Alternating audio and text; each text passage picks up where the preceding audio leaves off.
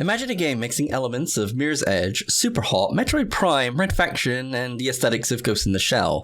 Now add in the lethal difficulty of Hotline Miami and the one-armed protagonist of Trespasser, and you'd probably get something like Severed Steel, a stylish single-player FPS that promises a fluid stunt system with destructible voxel terrain, lots of bullet time, and a dark electronic soundtrack. It sounds promising, so let's like, comment, and subscribe for more content and jump right into it. Made by a small indie developer, Greylock Studio, and published by Digerati in 2021, Severed Steel is a game all about movement. If you're not moving, you're probably already dead.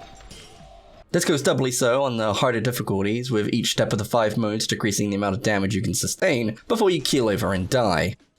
All the way up to Molten Steel, where you're basically playing Hotline Miami with a single digit of health, or luck as it's called here, given that your health bar is literally a 4-leaf clover.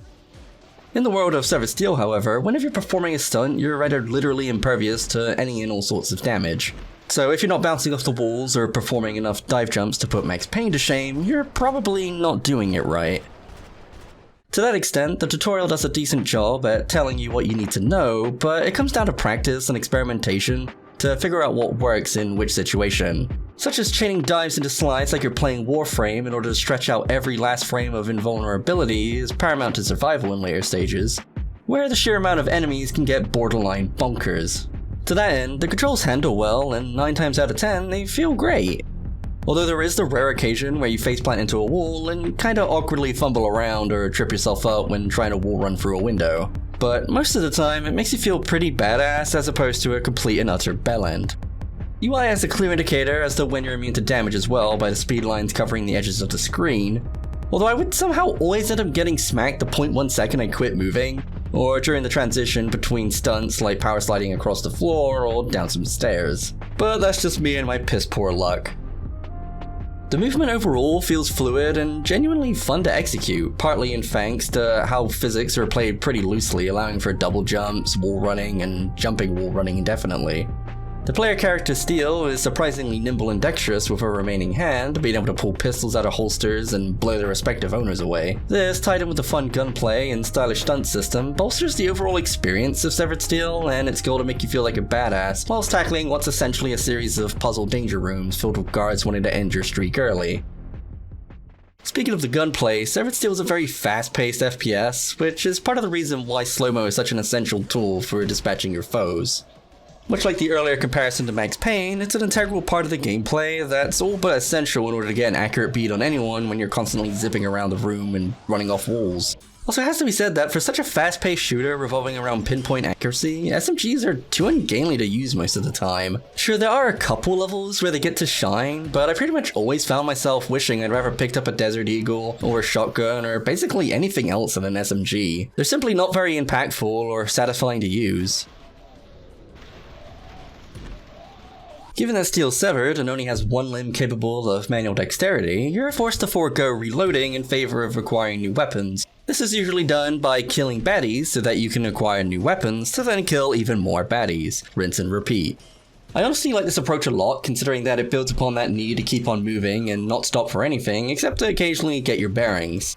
Having a player constantly cycling through weapons, as well as restoring both your health and Slo-Mo meters, are all 3 major incentives to keep up the aggression, and to be constantly bouncing from wall to wall and enemy to enemy.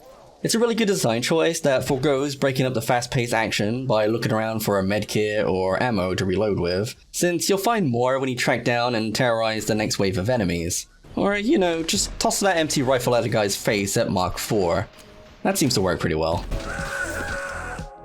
The story, for what there is of one, is told through a series of simple, non-dialogue driven cutscenes that play at the start of every chapter.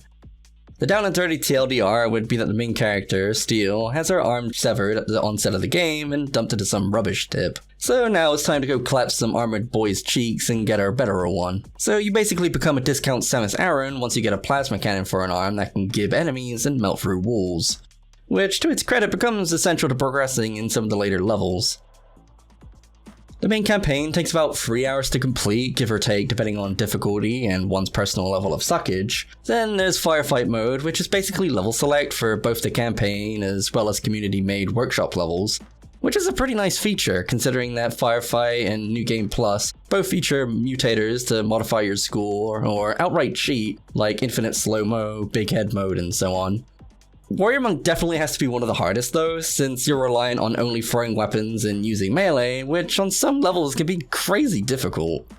There's some pretty fun or outright funny options to choose from here, and it's a pretty nice way of changing things up or putting a spin on levels you've completed before. As much as could be said for the gameplay and story, the rest of the game is very big on its presentation. Which is to say that they keep things looking stylish even with its simplistic graphics. From its pretty robustly customizable HUD and UI, thanks to the extensive options to let you tailor its aesthetics to your liking, then the simple environments themselves are very clean and simple, usually being sterile lab interiors or offices. The voxel design makes it very easy to tell what's what, whilst enemies for the most part have the most detail by far, allowing them to stand out and make for easier targets. All this without feeling out of place versus the simpler backgrounds. What I'm trying to get at is it looks pretty good and they've done a decent job with the art style without the need for high definition textures or what have you. Less is more in this case.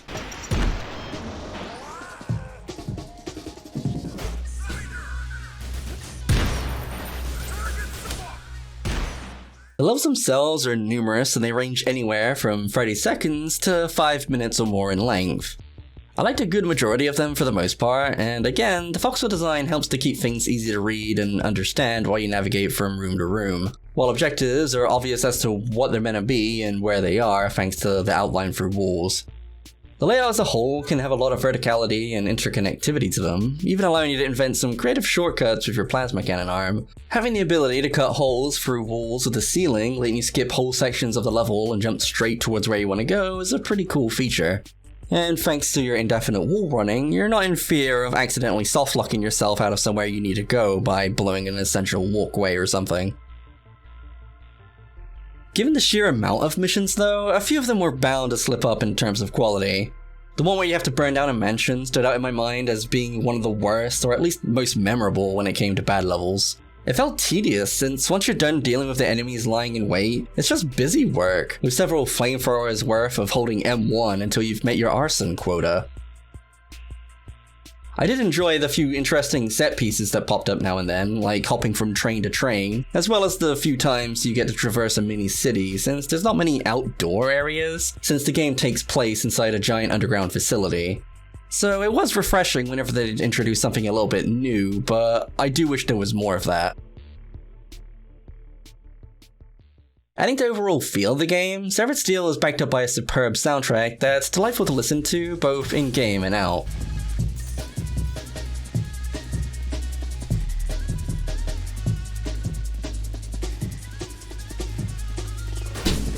While it doesn't have the interactivity and response dependent on what you're doing, much like the playable metal album that is the new Doom titles, it does fulfill that dark electronic feel they promised in the Steam blurb.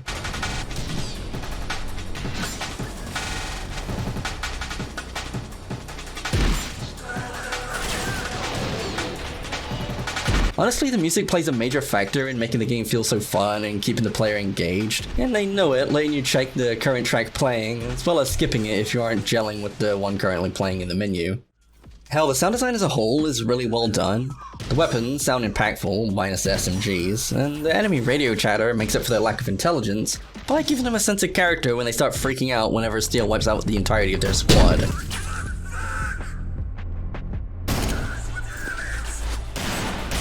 Which kinda makes me think of the grunts from Half-Life, so they must have done something right.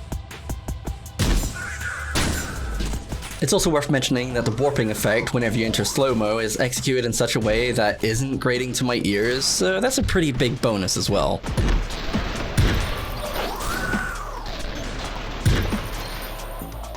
The cast of enemies themselves are pretty much all humans, whether they come in standard guard format, a dude with Stalker exosuit and grenade launcher, or heavy flame-wielding fellas that you've got to shoot in the back to make them explode.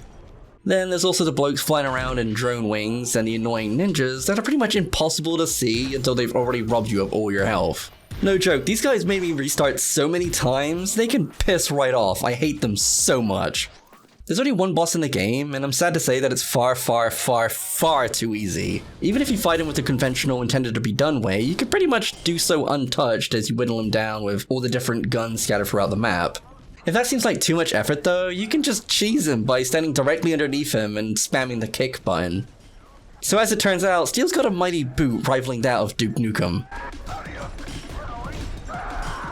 Hail to the king, baby!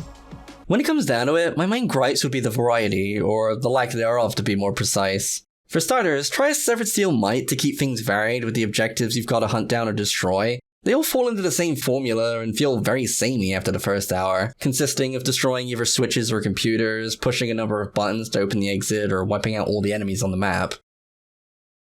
It tries to keep you engaged enough that you won't notice, but it does become apparent you're doing basically the same thing with a different backdrop after a while. There's only so long I could be distracted before I started to really feel like the game's dragging its feet towards the end of its 3-hour campaign.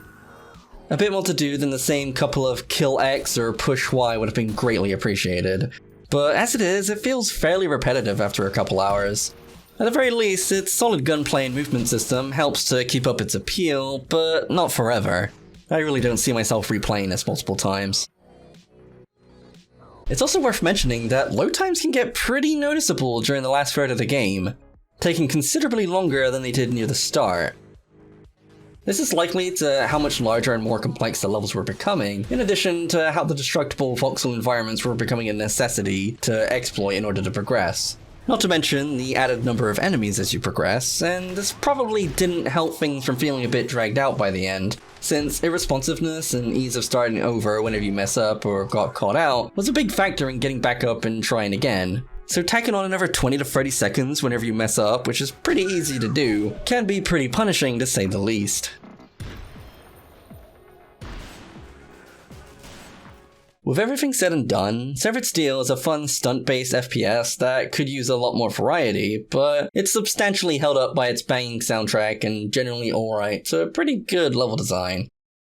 The fluidity of movement helps to heighten the enjoyment a great deal, and it's still getting updates, as well as having workshop support, meaning there's a lot more replay value to be had here, outside of just the extra enemies and mutations added during New Game Plus. I found it to be fun for a quick couple hour playthrough, but unless you're really into gaining high scores and beating trickier challenges, like never touching the ground as you clear a level or chaining together consecutive headshots, then I suspect a single playthrough or two will be enough to get your fill. I do recommend that people try it out, especially whenever it goes on sale, but even so, 20 quid is pretty reasonable for what you get, and I'm hoping to see bigger and better projects come out of Greylock Studio in the future. As always, cheers for sticking around, and I'll see you all next time, where we'll be checking out something, but I'm gonna keep it a surprise, so you gotta tune back for that. Until then, keep on smiling, and I'll see you all in the next video.